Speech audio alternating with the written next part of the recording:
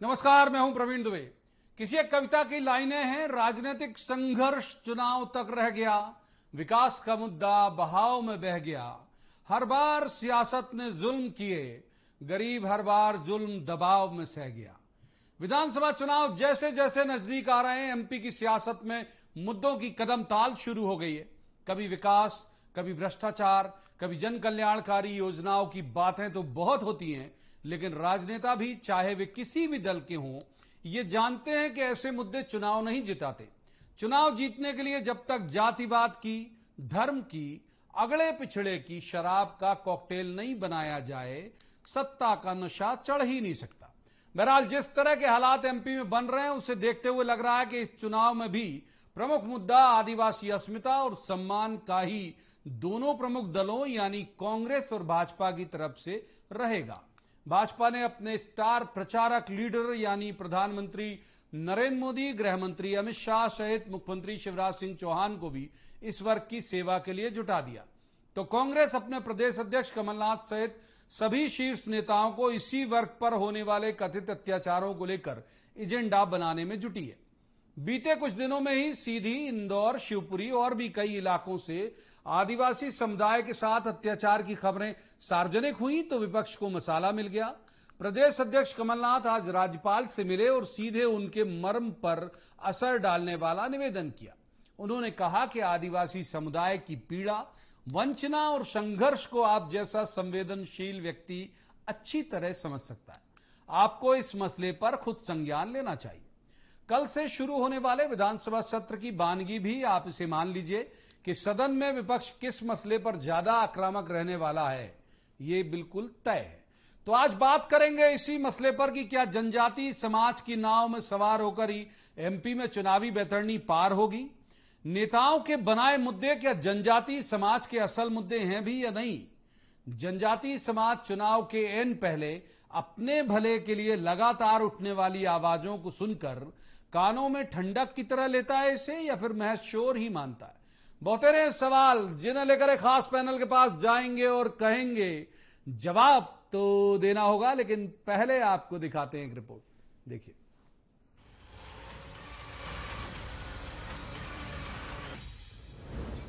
मध्य प्रदेश के राज्यपाल मंगूभाई पटेल के पास पहुंचे प्रदेश कांग्रेस अध्यक्ष कमलनाथ यदि ये कहते हैं कि आदिवासी समुदाय की पीड़ा, वंचना और संघर्ष को आप जैसा संवेदनशील व्यक्ति अच्छी तरह समझ सकता है, आपका हस्तक्षेप इसलिए जरूरी है कि ये मामला आदिवासी समुदाय की स्वतंत्रता का है, सुरक्षा का है, सम्मान का है, मध्य प्रदेश की प्रतिष्ठा का है और मानवता की रक्षा का है, तो आप समझ सकते हैं कि मध्य प्रदेश के सरकार के अंतिम सत्र के पहले कांग्रेस यदि इसे एजेंडा बना रही है तो तय है कि सदन में भी और चुनाव तक भी जनजातीय समाज ही सियासत के केंद्र में न केवल रहेगा, बल्कि भाजपा या कांग्रेस किसी एक दल का तारणहार भी बनेगा। 21 विधायक आदिवासी विधायक चले हैं। आज जो घटना है मध्य प्रदेश में हमारे जनजाति, अनुसूचित जनजाति के ऊपर हो रही है घटनाएं, इसका खुलासा भी अभी तक पूरी तरह नहीं हुआ। जिलों में, ब्लॉक में, गांव में आदिवासी समाज आज असुरक्षित है। कांग्रेस जहां चुनाव तक मुद्दों को गरमाने के लिए माहौल बना रही है, तो वहीं भाजपा भी इसकी काट के लिए तैयार नजर आती है। भाजपा के चतुर रणनीतिकारों को पता है कि इस मसले पर थोड़ा सा बैकफुट पर आए तो 230 सीटों वाली विधानसभा में आदिवासी बहुल इलाकों में 84 विधानसभा क्षेत्र में फ्रंट फुट पर आकर खेलना मुश्किल होगा। यही कारण है कि इन मुद्दों पर भाजपा पूरे दमखम से अपनी बात भी कह रही है और कांग्रेस को हितैषी ही नहीं बल्कि विरोधी बताने की कोशिश भी कर रही है। कांग्रेस, कमलनाथ, दिग्विजय सिंह ये झूठ की बुनियाद पर बैठे हुए लोग हैं। भारत के अंदर सर्वाधिक झूठ बोलने वाले लोग हैं, 24 घंटे झूठ बोलते हैं। भारतीय जनता पार्टी की सरकार है तो कोई भी हो, अगर किसी के खिलाफ भी कुछ करने का प्रयास करता है उस पर कड़ी से कड़ी कार्रवाई होती है। अगर 2018 के चुनाव के गणित को समझे तो भाजपा को सिर्फ 84 में से 34 सीटें मिल पाई थी, जबकि 2013 में इस इलाके में 59 सीटों पर बीजेपी ने कब्जा किया था। इसलिए भाजपा को लगता है कि अगर 2013 जैसी कहानी फिर दोहराई गई तो सत्ता की मंजिल आसान हो जाएगी। वहीं कांग्रेस का जोर है कि आदिवासी सीटों पर चुनावी पैरामीटर पर पूरी तरह से भाजपा की तस्वीर धुंधली हो जाए और सत्ता का संग्राम आसानी से उसकी झोली में चला जाए। अब देखना होगा कि कौन बाजी मारेगा और किसकी बाजी बेदम साबित होगी। इसके लिए इंतजार करना होगा। तो रस्मन सबसे पहले उन खास मेहमानों का परिचय जिनके साथ हम इस चर्चा को आगे बढ़ाएंगे। हमारे साथ है राम डांगोरे, ये बीजेपी के वरिष्ठ नेता हैं और एमएलए भी हैं। बहुत स्वागत है राम जी का। दूसरे मेहमान है स्वदेश शर्मा, ये कांग्रेस के वरिष्ठ नेता हैं, विद्वान प्रवक्ता हैं। स्वदेश जी का भी बहुत स्वागत। और तीसरे मेहमान है दिनेश गुप्ता, पत्रकारिता का बड़ा चर्चित चेहरा है और बहुत अच्छे राजनीतिक विश्लेषक हैं। दिनेश जी का भी बहुत स्वागत। आज शुरुआत कर लेते कांग्रेस से, क्योंकि आज ये गए थे राज्यपाल से मिलने। तो स्वदेश जी, मतलब आपको ये लग रहा है कि ट्राइबल की बात करेंगे तो लगता है गवर्नमेंट बन जाएगी, बाकी एजेंडे किनारे कर दिया जाए? देखिए, कांग्रेस इसको एजेंडे के रूप में नहीं देखती। कांग्रेस ऐसे देखती है, माननीय राष्ट्रपिता महात्मा गांधी के 55 पर चलने वाली कांग्रेस, जिनकी सुबह होती थी रघुवत राघव राजा राम से और शाम दलित और आदिवासियों की बस्ती में गुजारा करते थे, उनके रास्ते पर चलने वाले कांग्रेस के लोग उसी विचारधारा पर चल रहे हैं। उन्हें न्याय दिलाना, उन्हें सम्मान दिलाना, उनका विकास करना, ये कांग्रेस का पहले से ही लक्ष्य रहा है, एक उद्देश्य रहा है। उस उद्देश्य में हम देख रहे हैं 18 साल से भारतीय जनता पार्टी की सरकार है। हम देख रहे हैं, चाहे तो जल जंगल जमीन की बात हो तो कांग्रेस ने उनके लिए किया। भारतीय जनता पार्टी सिर्फ जुमले फेंकती है, उनकी योजनाओं का पैसा अपने इवेंट में खर्च करती है। और आज कर दिया इनने भाई, आज स्टेशन का नाम कर दिया, बाकी के और कितने काम कर दिए। देखिए, बस ये नाम बदलना, नाम रखना, ये नाम का इधर उधर करना, ये इवेंट ही तो कर सकती है। लेकिन जब समाज की बात की जाए तो वो समाज का उत्पीड़न कितना चरम पर हो रहा है कि हमारी पूरे देश लेवल पर मध्य प्रदेश शर्मसार हो रहा है। चाहे किसी भी घटना का नाम ले लो, ठीक है, कहीं की भी बात कर लो आप, कुल मिला के आदिवासियों पर इतना अत्याचार हो रहा है, घोर अत्याचार हो रहा है, घोर अत्याचार हो रहा है। पहले सवाल बहुत वक्त दिया, राम जी को इन करते हैं। राम जी, आपने सुना होगा कांग्रेस के जो विद्वान प्रवक्ता है वो क्या कह रहे हैं। दूसरा, आपको नहीं लग रहा कि इन दिनों कांग्रेस एक एजेंडे पे ही काम कर रही है? आप भी हालांकि कर रहे हैं, आपका ऐसा खुल के दिखता नहीं, लेकिन आपके आयोजन दिखते हैं, ये सारी चीजें दिखती, लेकिन इन्होंने फोकस कर लिया कि अब ट्राइबल पे ही करना है, सबसे ज्यादा सीटें ट्राइबल की। देखिए, ट्राइबल कम्युनिटी बहुत भोली वाली कम्युनिटी है और कांग्रेस देश की आजादी के बाद से लगातार इनको राजनीतिक मोहरा बनाते हुए आई है। अगर इन्होंने आदिवासी समुदाय के लिए काम किया होता तो आज तारीख तक बड़े उद्योगपति, बड़े पदों पर जनजाति समुदाय के लोग बैठे हुए होते। न इनको कभी सब्सिडियों का लाभ मिला, और सब्सिडियां इन्होंने जारी करी तो इनके कार्यकाल में बड़े लोगों को उनके नाम पर सब्सिडियां दी गई। दूसरा, ये हमेशा बीजेपी के कार्यकाल में आंदोलन करने की कोशिश करते हैं, उसको राजनीतिक उपयोग बनाने की कोशिश करते हैं। इनकी जब सरकार थी 2019 में अलीराजपुर तरफ, माफी चाहता हूं, बड़वानी में पुलिस वालों ने बोतल में पेशाब करके आदिवासियों को पिलाई।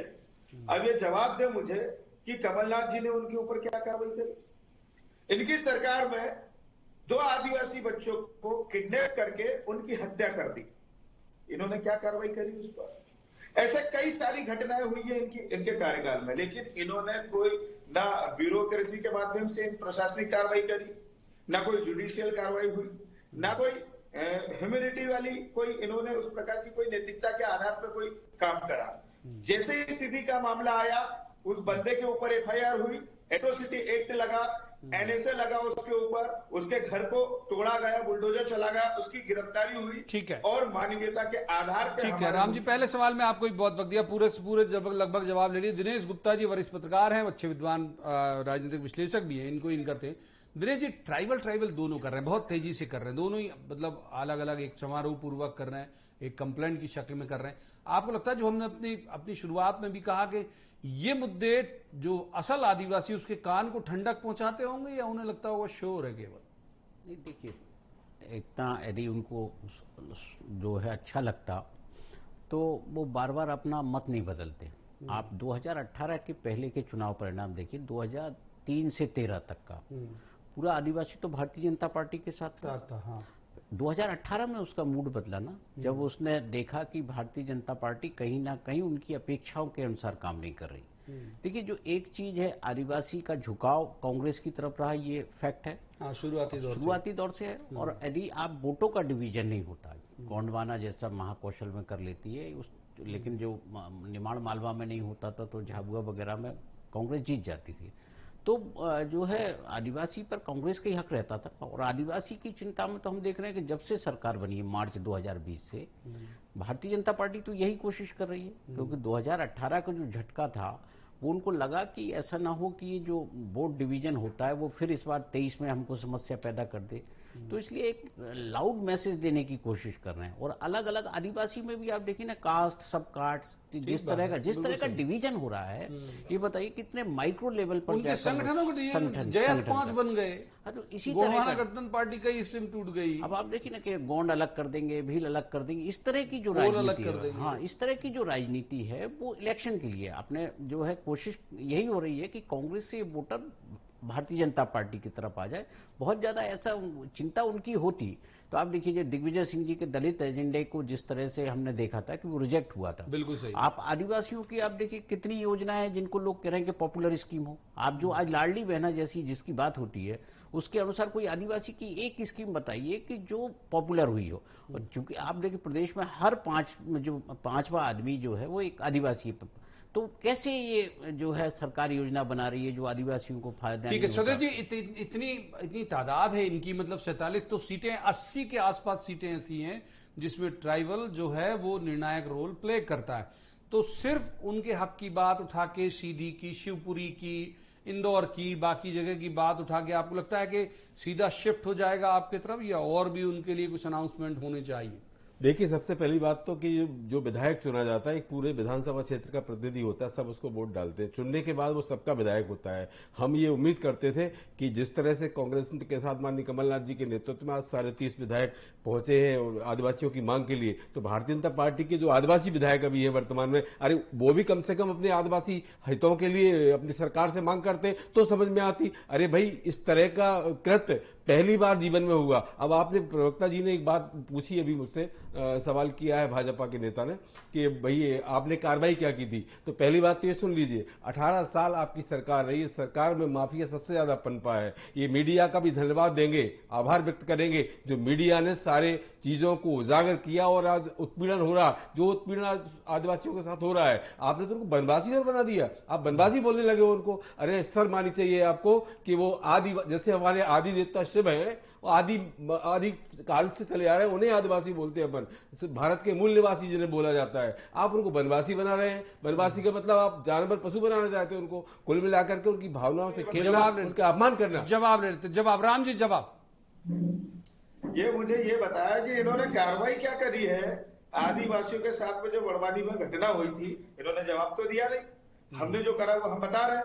और जहां पर इनकी गवर्नमेंट होती है वहां प्रियंका गांधी, अरे भाई, तो आपकी बड़ी पटाखे कहां हो पाया उसका और उलझ गया मामला कि आपका कोई व्यक्ति बयान देने लगा, उससे झूठे एफिडेविट करा लिए जाते हैं कि मेरा वीडियो नहीं था वो। अरे भाई विधायक जी, आप तो समझिए इस बात को। अरे आप आवाज नहीं उठा पा रहे अपने आदिवासी भाइयों, आपको विधायक बना के चुन के भेजा आदिवासी भाइयों ने, आप उनकी आवाज नहीं उठाना चाह रहे, आप सरकार का पक्ष ले रहे हैं। उत्पीड़न, उनके उत्पीड़न की आवाज उठाइए, उनके खिलाफ जो खिलाफ जो षड्यंत्र कर रहे हैं, उनको अपमानित कर रहे हैं, उनका बदला लिए जाने सुन लेते हैं। बात सुन लेते हैं। बोलिए राम जी, बात पूरी करिए, वो तीसरे मेहमान के पास जाएंगे। की बात कब करते हैं? जब भाजपा की सरकार होती है। और जब कांग्रेस की सरकार होती तब इनको कोई 5वीं अनुसूची नहीं चाहिए, कोई 6वीं अनुसूची नहीं चाहिए, कोई पैसा कानून नहीं चाहिए।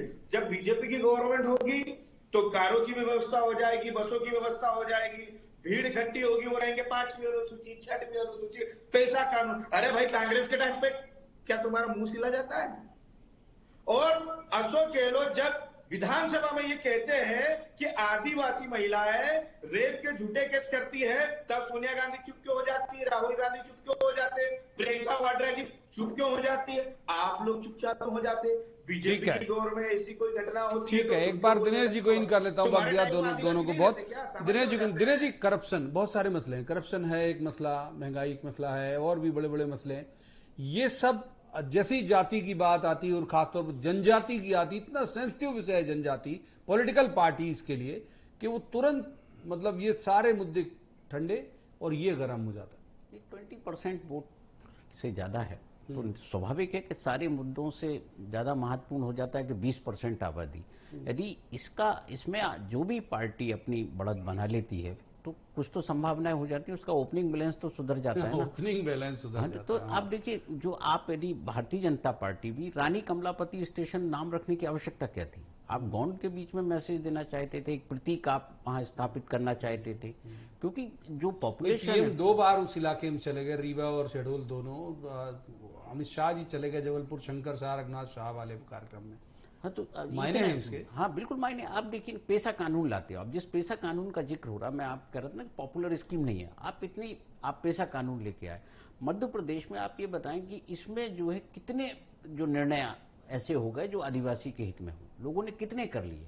तो आप केवल फैंसी चीज की तरह इसको आप इस्तेमाल करेंगे कि हम आदिवासियों को ले आए, तो आदिवासी समझ रहा है कि उसके लिए आप वाकई काम कर रहे हैं कि नहीं। ये अब लीडरशिप उभरती क्यों है आदिवासियों के? जयेश आ गया, गोंडवाना गणतंत्र पार्टी आ गया, कि कास्ट बेस्ड जब लीडरशिप उभर रही है, इसका मतलब जो राष्ट्रीय दल है वो उनकी अपेक्षाओं पर खरा नहीं उतर रहे। स्वदेव जी, कास्ट बेस्ड लीडरशिप उभरती तभी है जब जो नेशनल पार्टीज हैं वो उनके हित की बात नहीं करती। आकलन दिनेश जी का जवाब।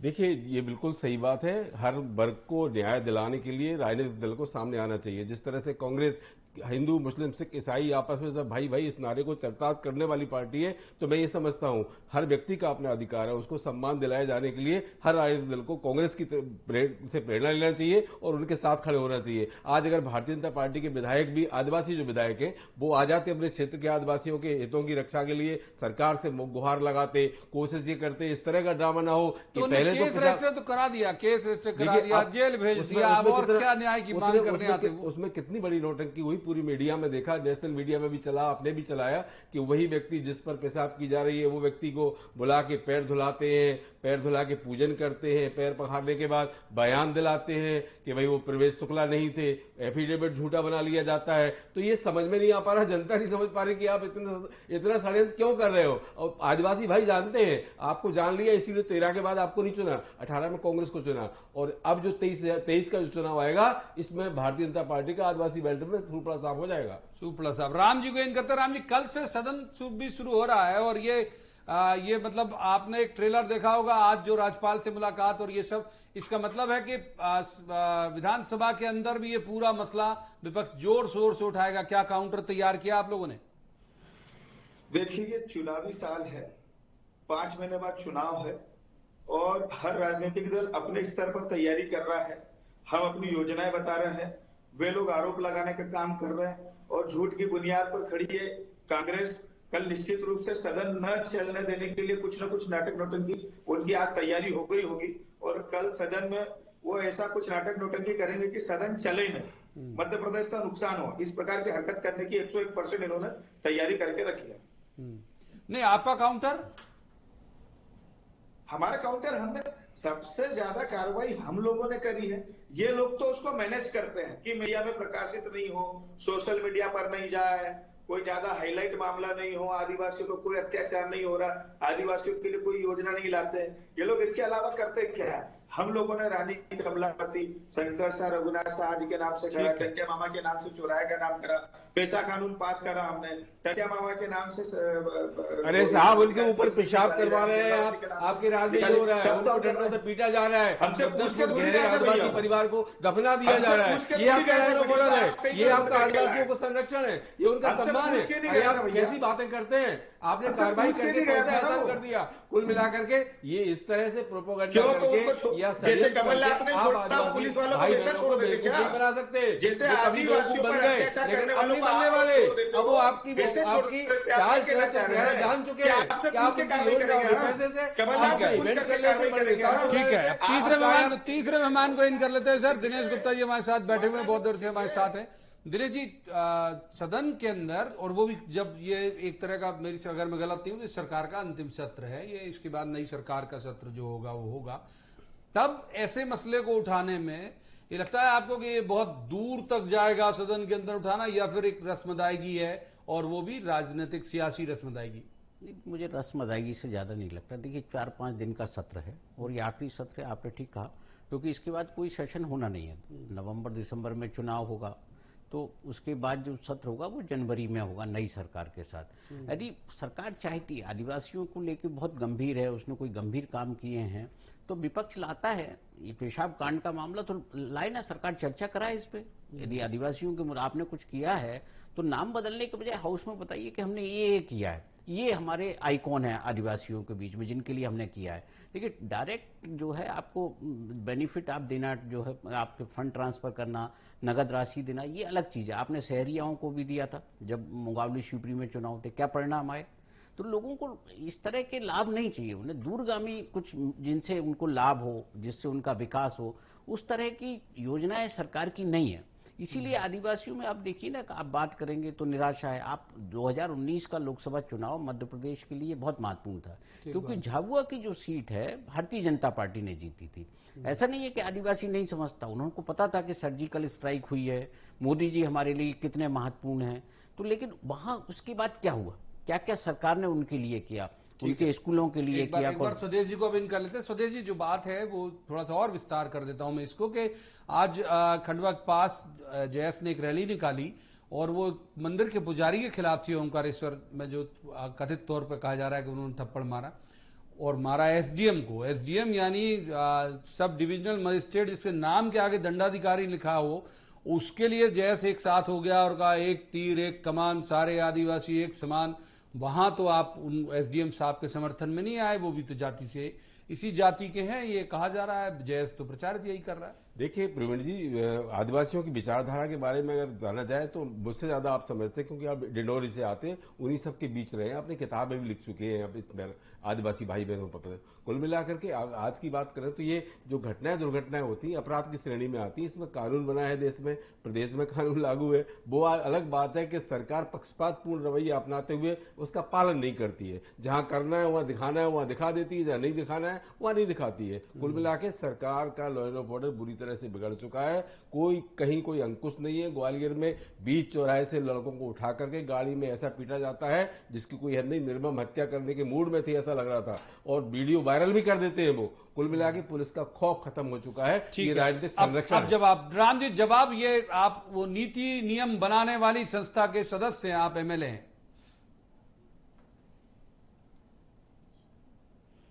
अजय मैं कह रहा हूं आपका जवाब, जो कांग्रेस के जो हमारे सहयोगी हैं उन्होंने जो कहा, पैनलिस्ट जो हैं उन्होंने जो कहा स्वदेश जी ने, उसका जवाब।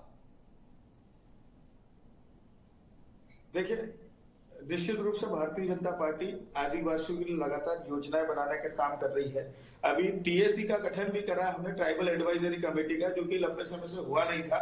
हमारी सरकार ने उसका गठन करा और आदिवासियों के रहन सहन, उनकी सुरक्षा के लिए, उनके रोजगार के लिए, उनको आगे बढ़ाने के लिए, उनके एजुकेशन के लिए, उनके लिए क्या बेटर से बेटर कर सकते हैं और उनको जो है न्याय दिलाने के लिए हमारी सरकार ने कई सारी योजनाएं बनाई है और लगातार हम उनके पक्ष, जो न्यायालय में उनके पक्ष में निर्णय भी होते हैं। नहीं, कह रहे हैं लॉ एंड ऑर्डर चौपट है। ये कांग्रेस आरोप लगा रही है कि लॉ एंड ऑर्डर चौपट है आपकी सरकार के राज में, इसलिए ट्राइबल समेत बाकी जातियों के लिए ये घटनाएं हो रही। लॉ एंड ऑर्डर चौपट है ये कह रहे हैं, तो इनकी सरकार में पुलिस वालों ने जो आदिवासियों को पेशाब पिलाई थी तब लॉ एंड ऑर्डर नहीं था। आदिवासी बच्चों को किडनैप करके मार दिया, वो लॉ एंड ऑर्डर नहीं था। आदिवासियों को थाने में घुस करके मारा जाता था, वो लॉ एंड ऑर्डर नहीं था इनके टाइम पे। सब हमारी सरकार में दिखता। हमारी सरकार में जल्दी कार्रवाई होती तो भी हमारी गलती, हम जेल में ठूस देते उठा करके तो भी हमारी गलती, हम आदिवासियों के हित की बात करते तो भी हमारी गलती, हम उनकी संस्कृति बचाने की बात करते तो भी हम गलत है, उनकी भाषा बचाने की बात करते तो भी हम गलत है। उनकी संस्कृति जा कहां रही थी जो आप बचा रहे हो? उनकी संस्कृति पुरातन संस्कृति है, जिस संस्कृति को आपसे ज्यादा और मुझसे ज्यादा मैं समझता हूँ प्रवीण दुबे जी समझते हैं। उनकी संस्कृति आप नहीं बचा रहे, आप अपनी संस्कृति उन पर थोपने की कोशिश कर रहे हैं, और ये थोपा थापी नहीं चलने वाली। हमारा आदिवासी भाई बहन बहुत जागरूक हो चुका है। मुझे मत सिखाओ।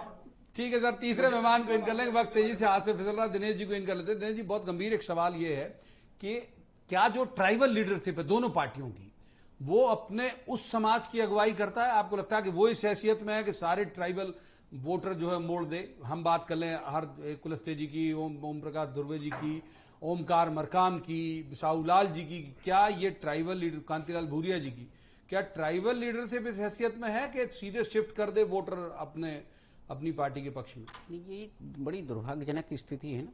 मतलब पार्टियां भरोसा भी तो करें पहले इन लीडर्स पर। हाँ। जैसे कांग्रेस ने किया था, वो समाज भी करे, जनजातीय समाज भी तो उतना कांग्रेस भरोसा ने करे। किया कांतिलाल भूरिया पर, लेकिन क्या हुआ 2013 में 2008 से ज्यादा खराब चुनाव परिणाम आए। तो वो कहीं ना कहीं उनकी अपील नहीं थी ना। यदि आप अपने जो है किसी तरह से मैनेज करके चुनाव जीत रहे थे, लेकिन उस वर्ग के लिए आप भी कुछ नहीं कर रहे थे। यदि आप भील थे तो आपने गौंडों के लिए कुछ नहीं किया था। तो ये क्या है, दोनों राजनीतिक दलों का जो रवैया है वो बहुत संतोषजनक हम नहीं कह सकते। आप देखिए एक दूसरे पर आरोप लगाएं कि आपकी सरकार में ऐसा था, आपकी सरकार में ऐसा था, तो इसका क्या तात्पर्य है? मतलब आप अपराध मुक्त हो गए एक दूसरे पर आरोप लगा के, क्या उनका भला हो गया?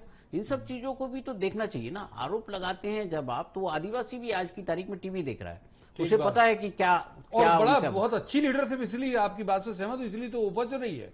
तो जयस जैसी लीडरशिप, जो हाईली क्वालिफाइड बच्चों की जो लीडरशिप वो उपज रही है, वो इसी वजह से उपज रही है। तो जो स्थितियां हैं आज की, लेकिन जो राष्ट्रीय पार्टियां वो नहीं समझ रही कि आदिवासी चाहता क्या है, किस तरह की उसको जरूरतें हैं चीजों को। आप उनके जो जल जंगल जमीन की बात है वो भी उन पर नहीं है, उनके हक में नहीं है। बहुत सारी चीजें जो है जिन पर सरकार कुछ विचार ही नहीं कर रही। ठीक है, तो माफ कीजिए, वक्त इतनी चर्चा की इजाजत देता। बहुत बहुत शुक्रिया तीनों मेहमानों का इस चर्चा में शामिल होने के लिए। लेकिन मैं इस बात से जरूर सहमत हूं कि जब आपके समाज का कोई नेता आपका रहनुमा बनने की स्थिति में होता है, जब आप उसे फॉलो करते हो, तब वो नेता कहलाता है। असल सिर्फ इसलिए नहीं वो नेता है कि वो आपकी जाति का है। तो लिहाजा दोनों पॉलिटिकल पार्टी को इस बात पर भी विचार करना पड़ेगा कि जिन लोगों के जिम्मे उन्होंने रहनुमाई सौंपी है, क्या उनके एक इशारे पर उन्हीं की समाज के लोग वोट करते हैं या नहीं। एक महत्वपूर्ण बात यही है। आज की चर्चा में इतना ही। कल किसी खास मसले पर खास पैनल के साथ बैठकर कहेंगे, जवाब तो देना होगा। आप देखते रहिए BSTV।